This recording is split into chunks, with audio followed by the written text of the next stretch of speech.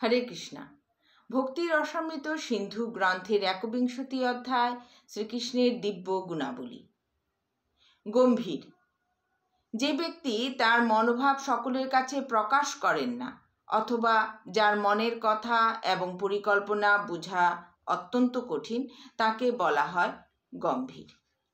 ব্রহ্মা যখন শ্রীকৃষ্ণের চরণে অপরাধ করেন, তখন নিজের ভুল বুঝতে পেরে ব্রহ্মা তার কাছে ক্ষমা প্রার্থনা করে তার স্তব করতে থাকেন। কিন্তু তার সেই স্তবে কৃষ্ণ সন্তুষ্ট হয়েছেন না তখনও অসন্তুষ্ট হয়ে রয়েছেন, তা ব্রহ্মা বুঝতে পারেননি। অর্থাৎ কৃষ্ণ এত গম্ভীর ছিলেন যে খুব একটা আন্তরিকভাবে তিনি যেন ব্রহ্মার প্রার্থনা গ্রহণ করেননি। শ্রীকৃষ্ণের গাম্ভীর্যের আরেকটি দৃষ্টান্ত দেখতে পাওয়া যায়।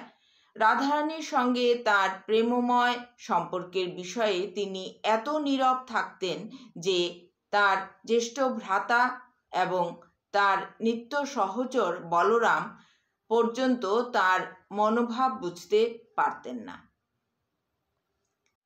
আত্মতৃপ্ত।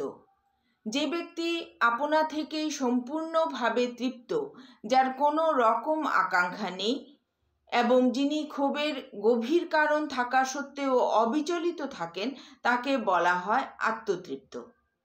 শ্রীকৃষ্ণের আত্মতৃপ্তির এক সুন্দর উদাহরণ হচ্ছে যখন তিনি ভীম এবং অর্জুন সহ মগধরাজ জরাসন্ধকে বিনাশ করেন, তখন জরাসন্ধকে হত্যা করার সমস্ত কৃতিত্ব তিনি ভীমকে দান করেন।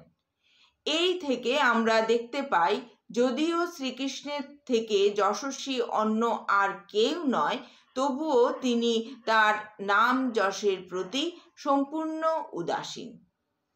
ক্ষোভের কারণ থাকা সত্ত্বেও অবিচলিত থাকার দৃষ্টান্ত হচ্ছে যখন শিশুপাল তার উদ্দেশ্যে নানা রকম অপশব্দ ব্যবহার করতে থাকেন, তখন মহারাজ যুধিষ্ঠিরের রাজসূয় যজ্ঞে উপস্থিত সমস্ত ব্রাহ্মণ এবং ক্ষত্রিয় রাজারা শ্রীকৃষ্ণের প্রসন্নতা মানসে তার স্তব করতে শুরু করেন, কিন্তু শ্রীকৃষ্ণের আচরণে কোনো রকম ক্ষোভ বা অসন্তুষ্টি প্রকাশ পায়নি। সমতা। যিনি রাগ দেশ থেকে মুক্ত, তাকে বলা হয় সম। শ্রীকৃষ্ণের সমতার উদাহরণ শ্রীমদ্ ভাগবতের ১০ম স্কন্ধে কালীয় দমন লীলায় পাওয়া যায়। ভগবান শ্রীকৃষ্ণ যখন কালীয়কে কঠোরভাবে দণ্ড দান করেছিলেন, তখন কালীয়র পত্নীরা ভগবানের কাছে এসে মিনতি করতে থাকে, হে নাথ, আমাদের এই পাপাত্মা পতি কালীয়কে আপনি যে দণ্ড দান করেছেন তা সর্বতোভাবে উপযুক্ত হয়েছে, কেননা সব রকম আসুরিক জীবদের নিগ্রহ করবার জন্য আপনি অবতরণ করেছেন। আমরা জানি যে আপনি আপনার শত্রু এবং আপনার পুত্র উভয়কেই সমভাবে দর্শন করেন। আমরা জানি যে এই অধঃপতিত জীবটির মঙ্গলের জন্যই আপনি তাকে দণ্ড দান করেছেন।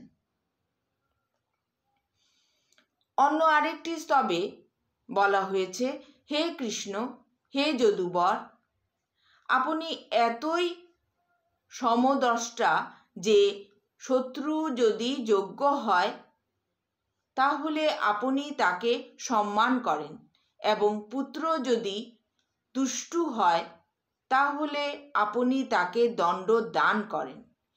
এমনই মহান আপনার কার্যকলাপ, কেননা আপনিই হচ্ছেন এই ব্রহ্মাণ্ডের পরম রচয়িতা। আপনি সব রকম পক্ষপাত রহিত। যদি কেউ আপনার চরিত্রে কোনো পক্ষপাত দর্শন করে থাকে, তাহলে তা কেবলমাত্র ভ্রম মাত্র।